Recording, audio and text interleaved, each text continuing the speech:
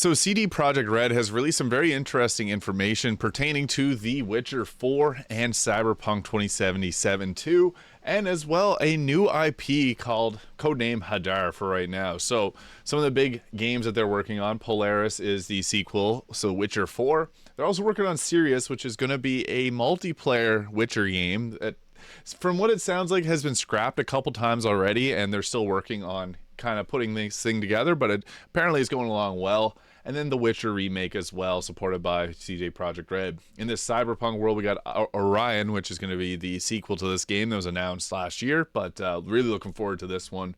And then we got Hadar here, which is going to be a new IP altogether. So this is really their big pipeline coming up. Really excited for this. But as we look into some of these things here, so Polaris is going to be the sequel to The Witcher here, and they actually got a co-funded by the European Union stamp here, so a nice $1,500 contribution. The aim is to support the development of the game, a highly innovative and creative plot, funds the media, video games, immersive. So that's pretty cool that they got that going on there as well. But as we look into the amount of developers that they have working on these games, so they actually still have 17 developers working on Cyberpunk 2077, which I thought was quite interesting. That's just as much as some of their new IPs. So they still have a good amount of developers working on working on Cyberpunk 2077. So I'm curious to see what they will be adding into this. If there might be any more updates with the Phantom Liberty, which I just got this weekend. Been really enjoying it. But Polaris, they got 400 people working on The Witcher 4. So I think that is a really good sign that we're going to be, I don't think we're going to get it anytime soon. My predictions, I was actually talking about it on stream today, is I think it will be a release title maybe for the PlayStation 6.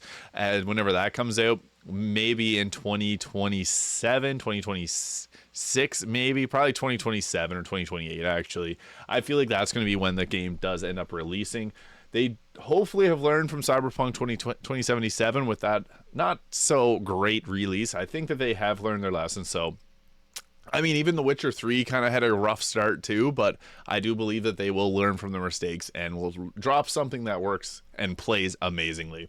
But they also got the Orion here. There's 47 devs working on that, so that is also something of note that they're starting to shift from their old Cyberpunk game into a new one, so that will be expected to grow as they cut back on The Witcher, I guess, and as Cyberpunk 2077 cuts back, they're also looking to grow in size, so that's one thing that's really nice to see.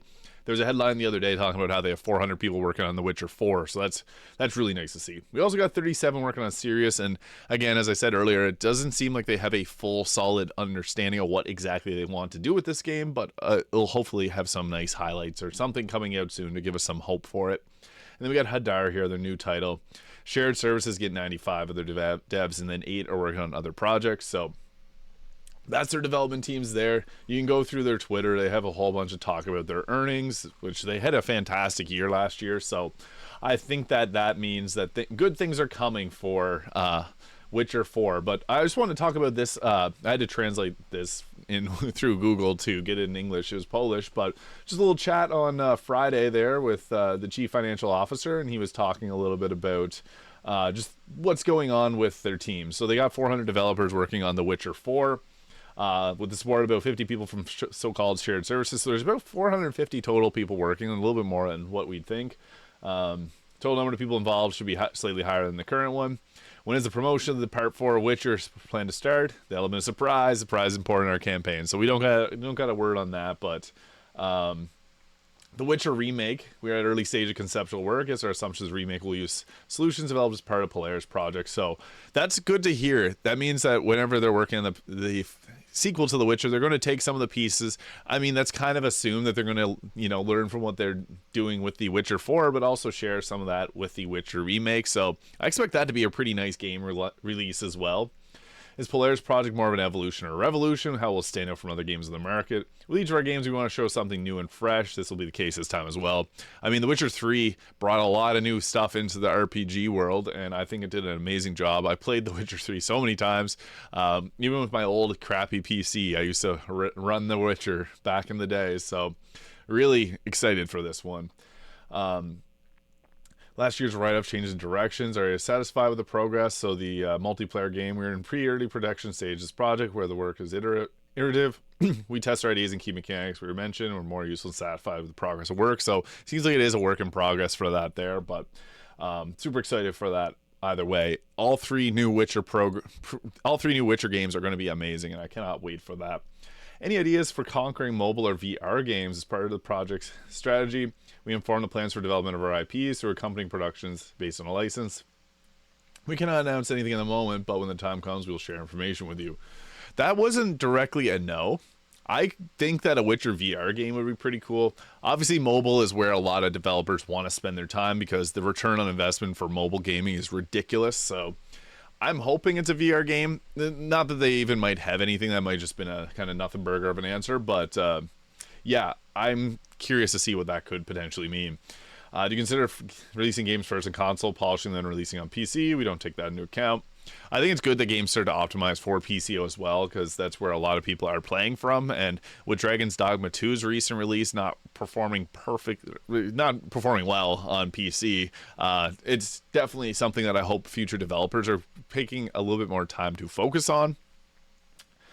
Will the games announced have box versions? We will look at which direction the market is heading. That is one thing I also talked about on stream today, because someone was asking if I think that the PS6 is going to be fully digital or is it going to have discs. I personally don't think so. I think that the way the things are moving is towards all digital. I bought Spider-Man 2 for the PlayStation 5 and it required me to download a huge update to the PS5 to be able to play the game. So I'm sensing that we're going to be moving to fully digital here in the next generation of gaming. I mean, PCs are already running on fully digital, so it's just the way the market is heading. So yeah, that's exactly what he's saying. It just depends what the way the market is heading. I do think that we're going to be going fully digital now, and it's good and bad. Best Buy has also stopped carrying physical discs, so that's another huge thing. It's just the retailers are not carrying them, and we've even seen with games like Baldur's Gate 3, it's had a huge relaunch, and it did not have any physical copies. So same with Alan Wake 2. It's happening now. I think of the future gaming. But this is a big thing that people are focusing on. Will microtransactions be added to future games? We do not see a place for microtransactions in this case of single-player games. But we do not rule out this will be the solution in the future in the case of multiplayer projects. So, like, obviously, Battle Pass, skins, things like that makes sense that people want to, as long as it's not pay to win, that's fine by me, but we do not say a place for microtransactions in the games in the case of single player games. I feel like that is, especially after Dragon's Dogma 2 released, an important statement. So I want to end on that because that is pretty important to know that Witcher 4 will not have travel by spending your credit card. That is amazing. I mean, it's just wild the way the gaming is going, but I just want to share some of these updates on the Witcher 4, the Cyberpunk sequel. And yeah, very excited for this, the amount of developers they have working on it. It's going to be great. We got good years of gaming ahead of us. But yeah, thank you so much for watching. I hope you found this video fun or useful. And if you did, please hit the subscribe button below, and I'll see you in the next video.